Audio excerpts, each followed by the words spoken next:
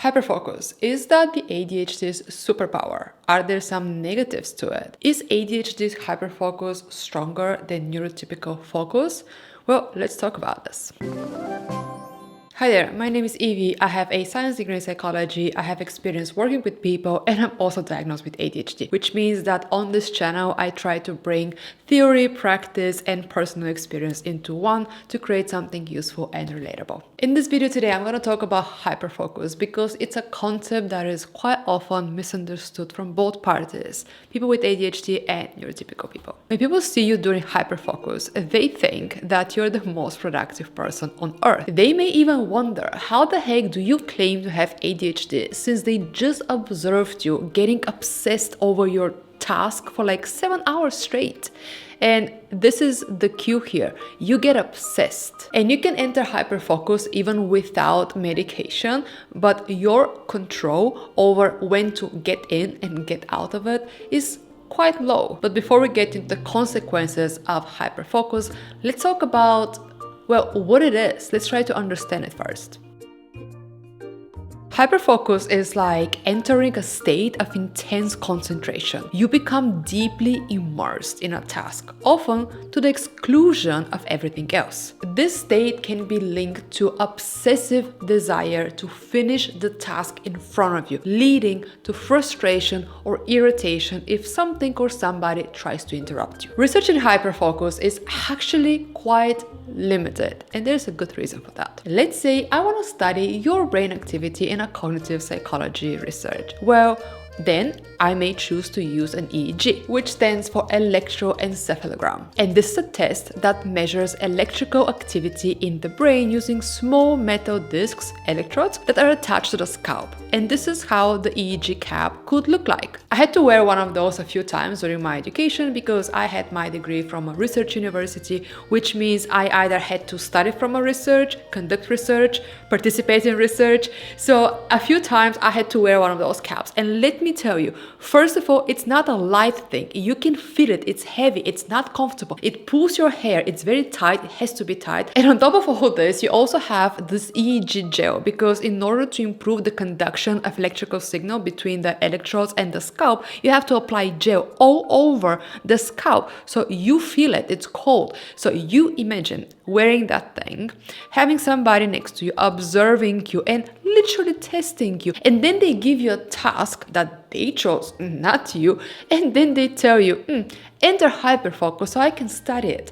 Not only that, but also for a good research, you need to have the clear observation of a variable, let's say hyperfocus, and the lack of it, so you're not in hyperfocus, in order to see the differences in the brain. So they will ask you, in that case, to enter hyperfocus, disturb you, and then you have to enter it again because you cannot do research with only one trial, right? So this is difficult, and now you can see why it's difficult to study hyperfocus. Also, you have like a neurotypical person that has to be compared to you, right? Well, in that case, for them, imagine the same situation. They enter the lab that they've never been before, they wear that thing, which is also not comfortable for them, and then they're asked to, again, perform some task and enter a flow state, because this is what usually they try to compare: focus, flow versus hyperfocus. And for those of you who may be thinking about fMRI, which is so fancy and nice, stands for functional magnetic resonance imaging. Well, to me, those are like a chamber. All right, so besides not having a lot of research on hyperfocus, any ADHD person is quite familiar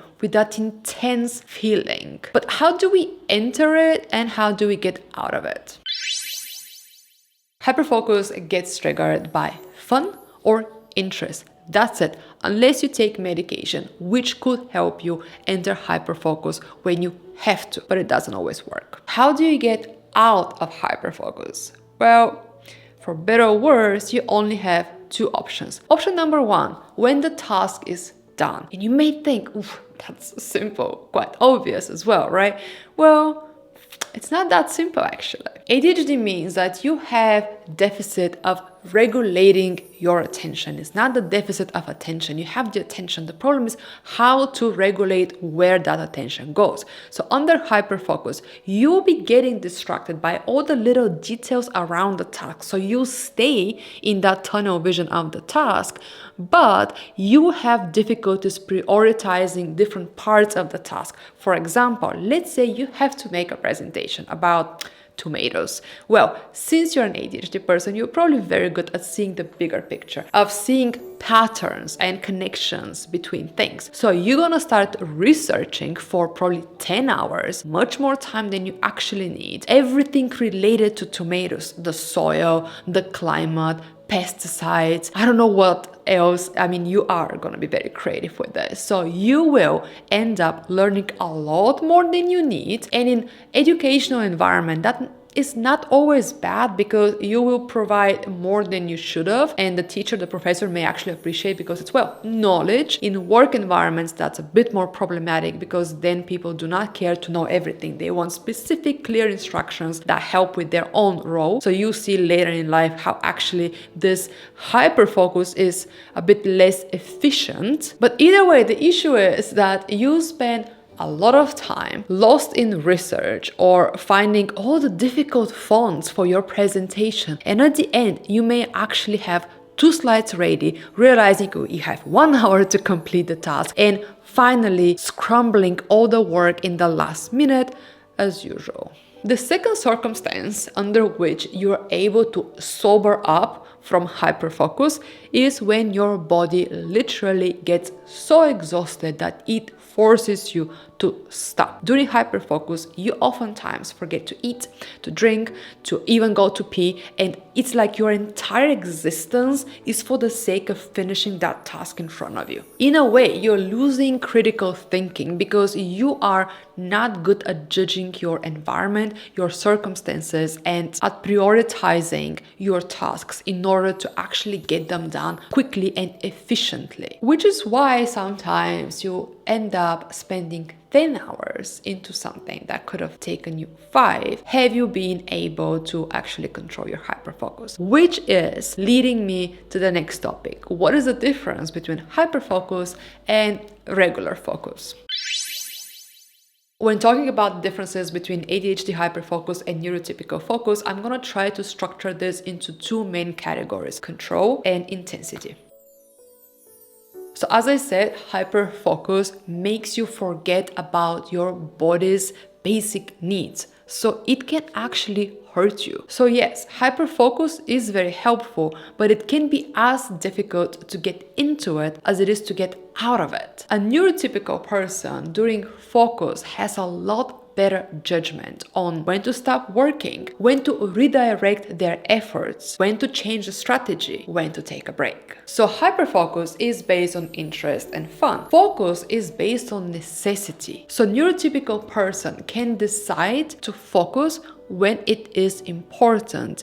ADHD people find what they are interested in to be important. Everything else doesn't matter. Personally, I don't think that a neurotypical person can quite well understand the difference between hyperfocus and flow. But let me try to give an analogy that may help. Let's imagine for a second that you are a person who has no addiction to alcohol, no problems with alcohol, but every now and then you love to indulge into it. So can you decide when to go out and get wasted? Yes. Can you decide how much alcohol you would consume? Yes, even if it's a lot, you decided it. You were like, you know what? Fuck it. Tonight, I'm just gonna, go nuts. I want it. I deserve it. Whatever your reason is. It's your choice. It's control. Can you decide not to repeat this the day after if your hungover is terrible and you feel like shit? Yeah, you can decide to skip a night or a week or a month, whatever. It's up to you. This is focus. On the other hand, we have a person who has alcohol addiction. They cannot decide so easily when to stop. They cannot even decide when to start. Sometimes they feel really bad from the night before. They don't want to feel bad again. They don't really want the thing. Sometimes people with addiction even see the drug as a poison. They know it's not good for them. It's not a desire, it's need. And it's addiction, I have another video on this, so I'm not gonna go deep into that, but the addiction is the lack of control when to do it, when to start it, how to stop it, how much to consume it, when to repeat it. That's hyperfocus. And now the topic of intensity will make a lot more sense. So a neurotypical person can focus without the intense obsession of the task in front of them. For a neurodivergent person, there are only two options. Either you cannot focus even for the sake of your own life. Like your executive functions are just not functioning because the dopamine pathway is kind of messed up in ADHD people. Okay, so they either have no focus at all, or they have all the focus that the human brain can deliver. Those are the only two options. A neurotypical person has some balance. They don't have the highs, but they also don't have the lows. They can actually have a stable focus across much broader range of tasks. So overall, I would say that hyperfocus is stronger, but it's also unhealthier. Neurotypical people can have balance, or they can much easier learn how to have balance through routines, through good habits, and then they can maintain it. Balance for ADHD people is something like a constant chase, never a destination. I think I already got a bit into the next topic, how hyperfocus can influence your mindset about yourself.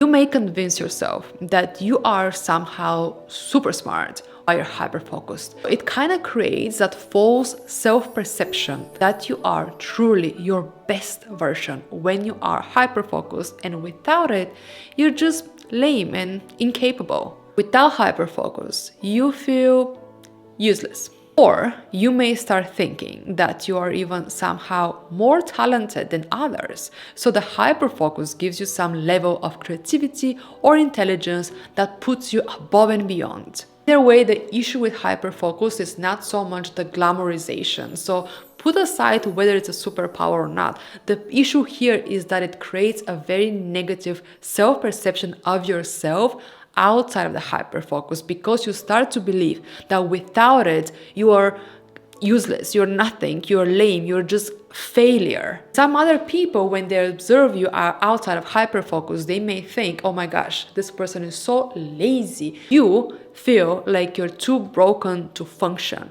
Neither of this is good. So yes, naturally, you'll start seeing hyperfocus as your savior, as your superpower that is making you better and is the only solution that you have. And as much as indeed hyperfocus is better than the opposite, the low moment when you cannot function properly, it is still possible to achieve okay-ish results without the hyperfocus. Yes, I know that you think if it's not perfect, if it's not really good, if I don't think about all the things that are connected to the tomato for my presentation, I'm not gonna perform well. Yes, okay, fine. It's gonna be a mediocre job, but you're not always paid to perform well. You're not always rewarded to perform at the best possible stage that you could. So sometimes okay-ish, it's okay. I would say that hyperfocus is the lesser evil, because you don't really have the choice of balance. Like, if I could choose to get the balance, steady focus, I don't have my highs, okay, fine, but I also don't have those lows, I'm gonna choose the steady. Because the thing is that not only your ADHD is manifesting through the low dopamine, but also it's causing depression, it's causing so many other issues. The low is really fucking low. It's horrible, it's a struggle, it is not nice under any circumstances. And you have to struggle with this every now and then. There is no way out of it completely. There is no pill in this world that will get you out of this low once and forever. Nothing is going to completely rewire your brain. So as much as you enjoy the hyperfocus, it comes at a cost. So would I give up this for the sake of having balance, steady focus that never really breaks me so much? Yes, I would, and I think a lot of people would as well, but we don't have that choice. So we have those two options, and in that perspective, in that scenario, this is the superpower, yes. Because without this other option, it's difficult. So yes, the conclusion is that hyperfocus is truly a power. Not always positive, but it's a power. Everything is relative. So when you have two bad options, the lesser evil, in that case, hyperfocus, helps you. It saves the day. It actually makes you get things done. It's almost like you're functioning like a proper person. But if you're a neurotypical person watching this, do not wish for hyperfocus. It has a price and it can be quite high sometimes. Either way, thank you for watching, guys. I hope this was relatable, made you feel like you're not alone in whatever you're struggling with. There are thousands of people out there who struggle with something similar. I'm gonna see you in the next video. Bye.